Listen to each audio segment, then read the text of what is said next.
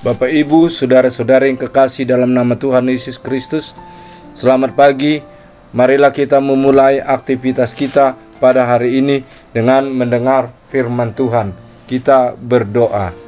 Tuhan Allah yang Maha Pengasih dan Maha Penyayang, kami mengucap puji dan syukur kehadirat-Mu karena kasih setia-Mu yang senantiasa menyertai kami dari malam yang gelap hingga pagi hari yang cerah ini.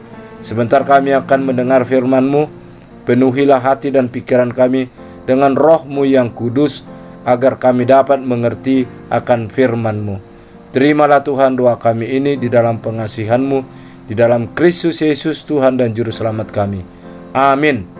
Yang menjadi nats renungan bagi kita pada hari ini, Selasa 28 Februari 2023, diambil dari Amsal pasal 17 ayat 4, demikianlah bunyinya. Orang yang berbuat jahat memperhatikan bibir jahat. Seorang pendusta memberi telinga kepada lidah yang mencelakakan.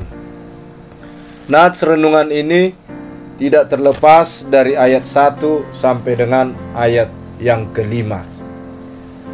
Dalam nats renungan ini, pengamsal atau Raja Salomo menasehatkan, mengajarkan, membimbing bahwa sesungguhnya ketentraman adalah merupakan dambaan semua orang. Umumnya orang yang normal menginginkan hidup di dalam ketentraman, hidup di dalam sukacita, hidup di dalam kedamaian, hidup di dalam kerukunan.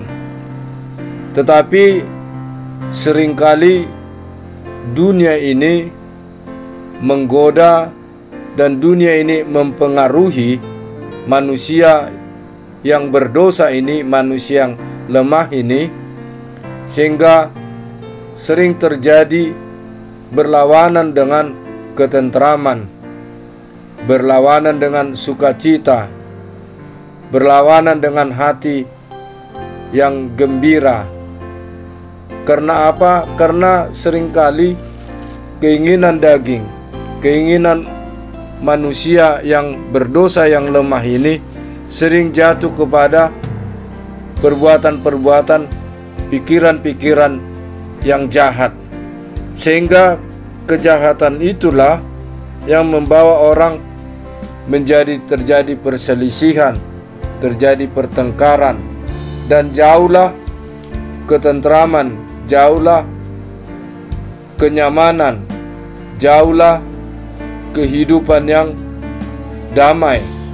Oleh sebab itu, melalui nats renungan ini disuarakan supaya kita bisa hidup tentram, kita hidup di dalam kedamaian, kita hidup dalam kesukaan, di dalam kasih Tuhan. Marilah kita menjauhi kejahatan.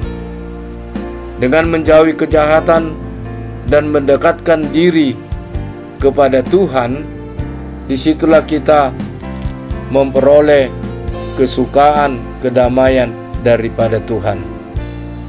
Kiranya firman ini mau mengingatkan kita supaya jangan jauh kita kepada perbuatan-perbuatan jahat.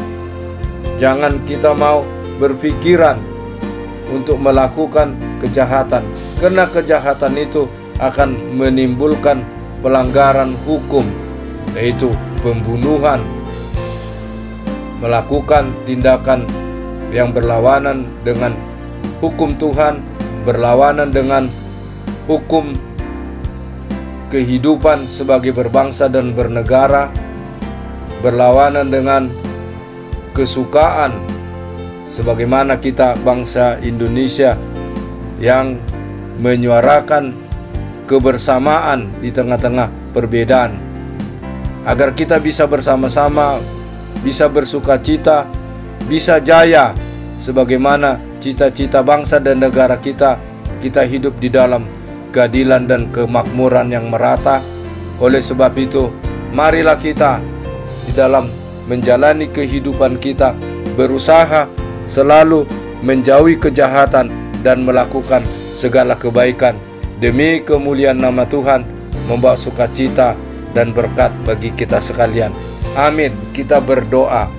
Bapa yang kekasih, di dalam nama Tuhan Yesus Kristus, kuatkanlah kami dan mampukanlah kami untuk menjauhi kejahatan dan selalu berbuat apa yang Tuhan kehendaki di dalam kedamaian, di dalam sukacita, di tengah-tengah aktivitas kehidupan kami. Ajarlah kami dengan kuat kuasa Roh-Mu yang kudus, tuntunlah kami dan mampukanlah kami.